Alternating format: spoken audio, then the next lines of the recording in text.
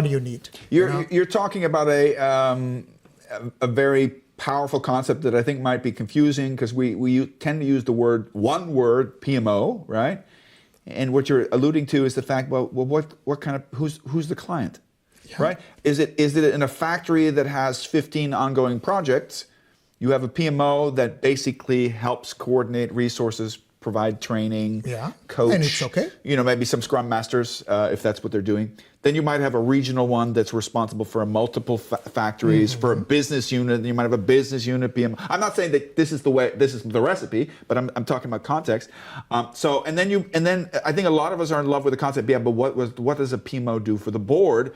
And quite honestly, there's a lot of things to do before you even get to the board. And this is something that is totally okay. Yeah. Many people believe that, every single PMO in the earth should become very strategic. No, it depends on your mission. Why were you created for? There will be PMOs that they will be more tactical and operational because that's their mission. And it's okay. You can be very mature doing that. Yeah. Sometimes people make a confusion between being strategic and being mature. Yeah. Being strategic is a matter of alignment. You tell me that you have strategic pains, I will provide you strategic services, but if I'm doing that very well or not, that is about maturity, I don't know. Yeah. So maybe you can be very strategic, I'm supporting the portfolio, but doing something that you should be ashamed of. No maturity, you know what I'm saying? Yeah. So being mature, being strategic, tactical, or operational is about alignment. Yeah. And the way that you are doing things is about maturity. But maybe I can give you an example. Recently, I was visiting a company that they have a structure with more than one PMO. So actually, they have a core enterprise PMO that I could say that is more strategic, most of the services, but they have some specific PMOs on engineering and IT, and they are tactical and operational. Yeah. For example, recently I was with a big company, and they have a structure that they have more than one PMO, right? So they have an enterprise PMO that is more focused on the strategic pains, right? Support to portfolio management. But they also have some PMOs in IT, one in engineering area. Yeah.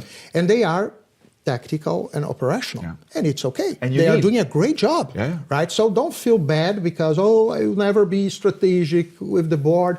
It's your job, right? Yeah. And you are doing a great job. So the idea, of course, it's true that when you are generating value on the strategic level, of course, the impact is much more visible, especially for the executive level. Yeah. So that's why we say that PMOs can do that, can generate this kind of value. It's something important. But it doesn't mean that this is the solution for any company.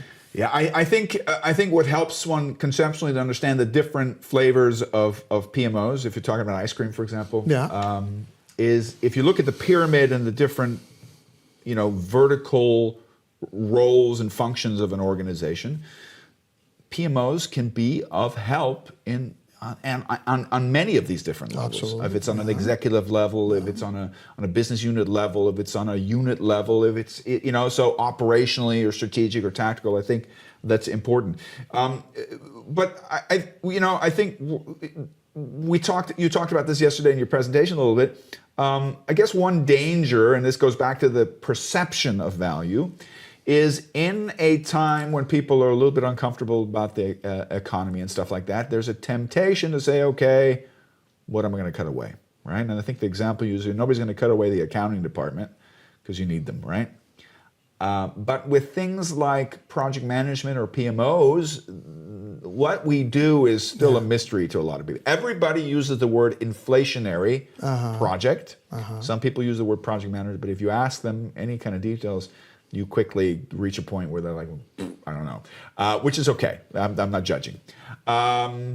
What would you, if you, I'm going to put you on a spot a little bit, but you're an actor, maybe you'll ad-lib here a little bit. If I've got a C-suite executive listening or watching this podcast, and they say, okay, I'm in that position, I need to cut costs. and I don't know what the heck my PMO. What would be your short pitch to an executive to explain to them the importance of PMO? Yeah. First of all, you need to think about the importance of projects for you, because we know that they can be important, but we know that we're talking about different companies. There will be companies that will be very project-oriented. There are other companies that they are process-oriented, production, operations. But projects are important because they are capital projects, for example. So what is the relevance of projects for you? This is the first thing. There is something that I've been a consultant for 20 years, and every single new meeting with a new customer, I usually ask, what is project for you? It looks very basic, but there are many companies, big companies, that they don't have an answer for that, right? This is so maybe the first understanding, and then, okay, how much relevant they are for us. So, because if you don't feel that you have a problem, you don't need a solution. That's simple like that, right? And sometimes you have a problem, but you can't see that. As I said, you are a child, right? So you don't know that you don't know. The next stage is, now I know that I don't know. But sometimes you are in the first stage. So the point is, okay, we recognize that there is a problem, there is something that is a challenge for us. Now we need to find a solution. PMOs are not for everyone.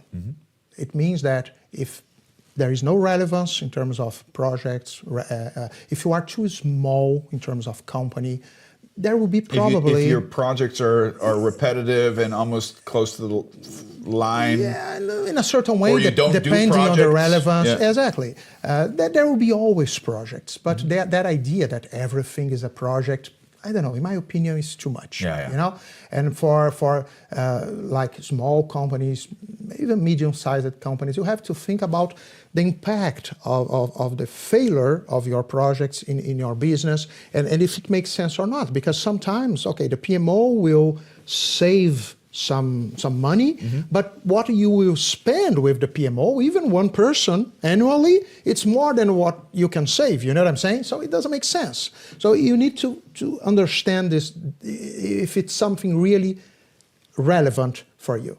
And then creating something that can fit to your specific needs at that moment. And the person that is doing that should understand that is a value journey, and we need to establish a strategy. So in the first year, considering the scenario, that's what we will do. These customers will be the priority. We have a pilot.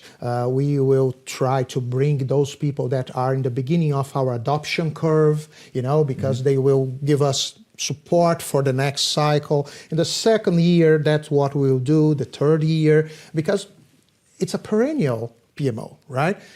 So thinking about these things and not thinking only about what I'm going to do right now, it's necessary, but this is not the game. The game is, how can I become a trust-based partner?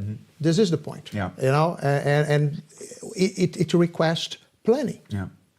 I think, and that kind of came out in your presentation. I loved your presentation. It was a long presentation, but I was sitting on the edge of my seat. It wasn't a criticism. I know for some people, they were like, oh my God, this is... there was one person in the front that asked you that question. He says, you were looking at this wonderful graphic. Maybe we can show it, the framework, which I thought was...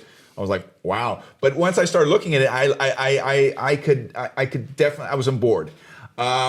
And one of these things, he tried to nail you down. He was almost talking like an executive. He says, you know what, you've given me 12 points here. That's too long give me one. And you were like, why?